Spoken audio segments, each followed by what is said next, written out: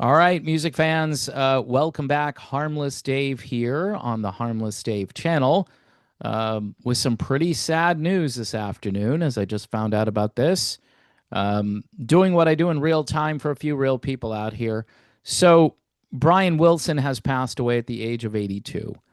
Um, what can you say about Brian Wilson? Well, first of all, probably one of the most brilliant songwriters, vocal arrangers, um, producers that's ever lived. I mean, the tributes will come in. They'll come in fast and furious. They'll come in from people like Paul McCartney. They'll come in from anyone in the music world that, has consciousness right now. So our thoughts and prayers go out to Brian's family and millions of fans all over the world. Um, Brian, if you didn't know, had suffered from a neurocognitive disorder for quite a long time, and that is listed as the cause of death. So I'm going to retell the Brian Wilson story I have because it's just amazing that he got to 82 years old. And this was back in 1988. And the Love and Mercy album had come out, and we were a classic rock station, and we played a very wide range of music at the time. And we added the song Love and Mercy. A lot of rock stations weren't playing it, but we decided to jump right in.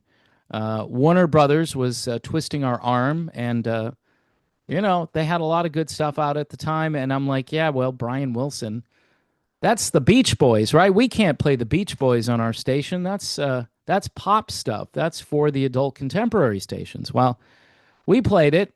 It's a really good song if you haven't gone back and listened to it. Love and Mercy. It's good advice, by the way. The song is filled with wisdom. Anyway, I get this call from the guy at Warner Brothers and says, "Hey, Brian's going to be in Woburn, Massachusetts. He's on a promotional tour for this album. Um, would you and someone else like to come up and meet Brian Wilson?" Well, I'm like, "Yeah, Brian Wilson? Yeah, I want to go meet Brian Wilson." I was kind of scared to death, to be honest with y'all, but um, it was me and one of the better DJs the staff had at the time, a guy by the name of Brad Martin. And he and I went up there. I think Brad drove, and it's this warehouse location somewhere in Woburn, Massachusetts. If you know where Woburn is, some people call it Woburn, but it's Woburn. And we go into this large building, and we're waiting for quite some time. And finally, they more or less wheel out Brian Wilson. They wheel him out. This was 1988. Now, prior to that, I don't think Brian had been doing a whole lot for quite some time. I mean, the Beach Boys obviously were out there, but without Brian. So, yeah, Brad and I got to meet Brian Wilson, and this was a really awkward encounter with a human being that wasn't fully operational. I'm just going to say it. Um, I still think about this from time to time, and I'm like, what was that? So we exchanged words. I mean, we said some things to Brian. Brian said a few things back to us. We're talking about the new album. We're trying to make conversation, and someone who I believe was his doctor said, "Okay, well, that's enough. Brian's got to go." And as quickly as he was wheeled out to us, they wheeled him away. And that was my encounter with Brian Wilson. I mean, I'm really fortunate to have basically met a rock and roll legend, one of the few. I also met Elton John, too, which I don't share a lot, but I shook his hand. Um, I want to say 1987. Anyway, it's that was like the Red Strikes Back era for Elton John. And at that time, when you're kind of I don't want to say important, but I was a music director at a pretty popular radio station, and the record labels would call you up and say, "Hey, you want to do this? You want to do that?" And I'm like 23, 24 years old. I'm like, "Yeah, sure. Yeah, yeah, put me down for that. Yeah, meeting Elton John. Yeah, that works. Hanging out with Brian Wilson."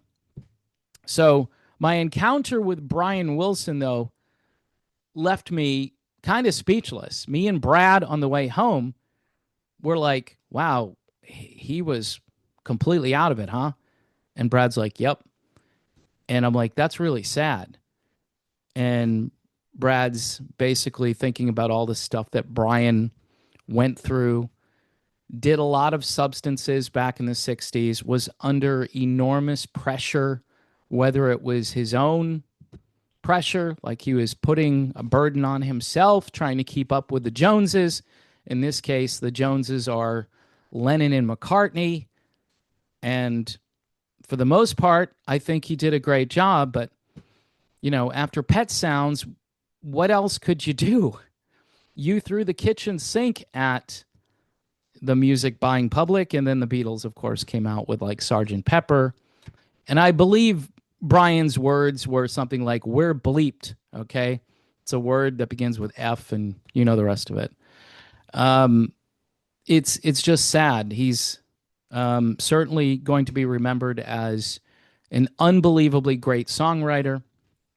And he hung in there for a very long time. I think the point about the story from 1988 is I didn't think he had a long time left in 1988, the condition he was in.